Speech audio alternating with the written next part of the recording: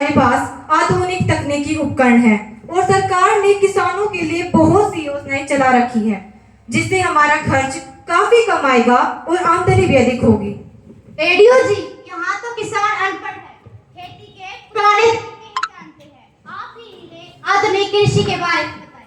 जी, सबसे पहले तो मैं सभी किसान भाइयों से आग्रह करूंगी कि आप सभी अपने खेतों की मिट्टी और पानी की जांच करवाएं, जो कृषि विभाग की ओर से बिल्कुल मुफ्त की जाती है। आप सभी अपने खेतों से मिट्टी लेकर सोइल हेल्थ कार्ड भी बनवाएं, जिसमें मिट्टी में उपस्थित पोषक तत्वों की पूर्ण जानकारी होती है और इससे यह भी पता चलता है कि हमारा खेत किस फसल के लिए उपयोगी है। रेडियो साहिबा, बागवानी के लिए भी क्या सरकार ने कोई स्कीम चला रखी है? जी बिल्कुल, आप लोगों को घबराने की आवश्यकता नहीं है। बागवानी को बढ़ावा देने के लिए बागवानी विभाग किसानों को 60 से 70% तक अनुदान देता है। 5 एकड़ से कम जमीन वाले किसानों को 70% अनुदान दिया जाता है। यहाँ तक कि ड्रिप इरिगेशन लगाने के लिए 85% अनुदान दिया जाता है। बागवानी का सपना अनुदान से बनेगा। बागवानी का सपना अनुदान से बनेगा। सरकार का साथ हो तो हर वृक्ष फलदार लगेगा। खुशहाली की छाया में हर कोई खिलखिलाएगा। बागों की बहार से हर दिल महकता जाएगा। रेडियो साहिबा, सरकार हमारी बहुत मदद कर रही है, हमें बागवानी ही अपनानी चाहिए। रेडियो जी, क्या और भी कोई योजनाएं हैं जिनका फायदा ग्रामीणों को मिल सकता है? जी पंच जी, योजनाएं तो बहुत हैं। मैं आप लोगों को उन योजनाओं के बारे में बताती हूँ जिससे आपको वास्तव में लाभ हो। आप सभी किसान कृषि के साथ साथ पशुपालन भी करते हैं ना, तो आप लोग बायोगैस प्लांट लगवाएं। इस पर सरकार 12,000 रुपए की सब्सिडी भी देती है और एक बार आप लोगों ने बायोगैस प्लांट लगवा लिया तो आप लोगों को कभी भी यूरिया या डीएपी खाद खरीदने की आवश्यकता नहीं होगी। इससे उत्पादन भी बढ़ेगा और ऑर्गेनिक फार्मिंग करने से आपकी फसल का मूल्य भी अधिक होगा और सबसे महत्वपूर्ण बात, लोग बीमारियों से बच सकेंगे। रेडियो जी, आप तो बहुत ही अच्छी जानकारी दे रहे हैं जो हमारे बहुत काम आएगी, जिससे हमारा खर्च भी कम होगा और आमदनी भी बढ़ेगी। आप सभी ने मेरी बातें इतनी ध्यान से सुनी, इसके लिए आप सभी का धन्यवाद। हमारे मध्य शिक्षा विभाग से अपने विद्यालय के प्रिंसिपल नीशू मैम उपस्थित हैं। मैं उनसे भी अनुरोध करती हूँ कि वह भी अपनी बात रखें। धन्यवाद सरपंच साहिबा। मैं सरपंच जी और आप सभी ग्रामवासियों का धन्यवाद करती हूँ कि आपने मुझे इस युवा ग्राम सभा की मीटिंग में बुलाया तथा बोलने का अवसर दिया। जैसा कि आप सभी जानते हैं कि अपने गांव का सरकारी स्कूल काफी अच्छा चल रहा है तथा सभी अध्यापक भी कड़ी मेहनत कर रहे हैं, जिसके परिणाम स्वरूप हमारे विद्यालय की दोनों बोर्ड की कक्षाओं का रिजल्ट 100% रहा है। हमारे विद्यालय की नॉन मेडिकल की छात्रा ने जिला स्तर पर प्रथम स्थान प्राप्त किया तथा एससी वर्ग की छात्रा को मुख्यमंत्री महोदय द्वारा 1,11,000 रुपए की राशि से सम्मानित किया गया।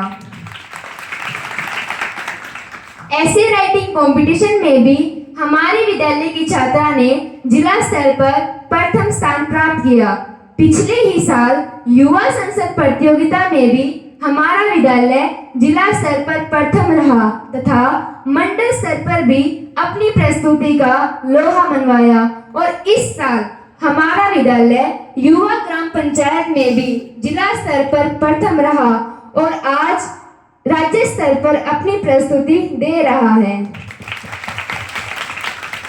सरकार द्वारा चलाई जा रही सभी स्कीमों का लाभ बच्चों को समय पर दिया जाता है। मैं सरपंच जी और आप सभी ग्रामवासियों का भी धन्यवाद करती हूँ कि आपके सहयोग से हमारे विद्यालय में 5 किलोवाट का सोलर सिस्टम तथा 2 वोट रेगुलर लग पाए, जिनका लाभ बच्चों को हो रहा है। मैडम जी, स्कूल में बालक तक नियामक है। जी, काफी अच्छी बात पूछी आपने। मैं सरपंच जी और इस पूरी पंचायत का धन्यवाद करती हूँ कि आपके सहयोग से हमारे विद्यालय में 50 नए बच्चों का दाखिला हुआ है। आज पड़ोस के गांव के बच्चों ने भी हमारे विद्यालय की ओर रुख किया है। बच्चों की उपस्थिति भी बढ़ी है, परंतु अभी भी कुछ बच्चे विद्यालय से अनुपस्थित रहते हैं। अतः मैं आप सभी से निवेदन करती हूँ कि अत्यंत महत्वपूर्ण कार्य के अलावा बच्चों को घर पर न रखें, क्योंकि शिक्षा सबसे ज्यादा महत्वपूर्ण है। आप बच्चों को स्कूल में भेजिए, उसके बाद की जिम्मेवारी हमारी है। विद्यालय का नाम करें, सबका गौरव बढ़ाएं। विद्यालय का नाम करें, सबका गौरव बढ़ाएं। हर बच्चे की मेहनत से सफलता की राह दिखाएं। नए बच्चों का दाखिला शिक्षा की ओर लाएं। नए बच्चों का दाखिला शिक्षा की ओर लाएं। सब मिलकर बढ़े आगे, ज्ञान का दीप जलाएं। मैडम जी, जो टैब बच्चों को दिए गए हैं उनके फायदों का तो पता नहीं, पर बच्चे बिगड़ बहुत रहे हैं। सारा दिन उस टैब में घुसे रहते हैं, पता नहीं क्या करते हैं। यह समस्या हमारे संज्ञान में भी है। सरकार ने तो टैब बच्चों की भलाई के लिए दिए थे और उसमें पढ़ाई के केवल 3 ही ऐप्स थे, लेकिन बच्चों ने उनके लॉक्स तुड़वा लिए हैं और अब भी उसमें अनावश्यक सामग्री को देख रहे हैं जो उनके लिए नुकसानदायक है। मैं आप सभी से निवेदन करती हूँ कि सभी टैबों में MDM सॉफ्टवेयर डलवाएं तथा बच्चों को अपने सामने टैब चलाने की इजाजत दें। और वैसे भी अब तो स्कूल लगातार लग रहे हैं, तो टैब पर ज्यादा काम नहीं आता है। सरपंच जी, हमारे विद्यालय की भी कुछ समस्याएं हैं, क्या मैं उन्हें इस सभा के सम्मुख रख सकती हूँ? जी जरूर। धन्यवाद। वैसे तो हमारा विद्यालय सभी क्षेत्रों में उन्नति कर रहा है, परंतु खेल का मैदान न होने के कारण हम अपने बच्चों को खेल गतिविधियों का अभ्यास नहीं करवा पाते। यदि संभव हो तो पंचायत के प्रयासों से एक खेल के मैदान की व्यवस्था कराई जाए। हमारे विद्यालय में एक बड़ा हॉल कमरा गिरने की स्थिति में है, कभी भी कोई अप्रिय घटना हो सकती है।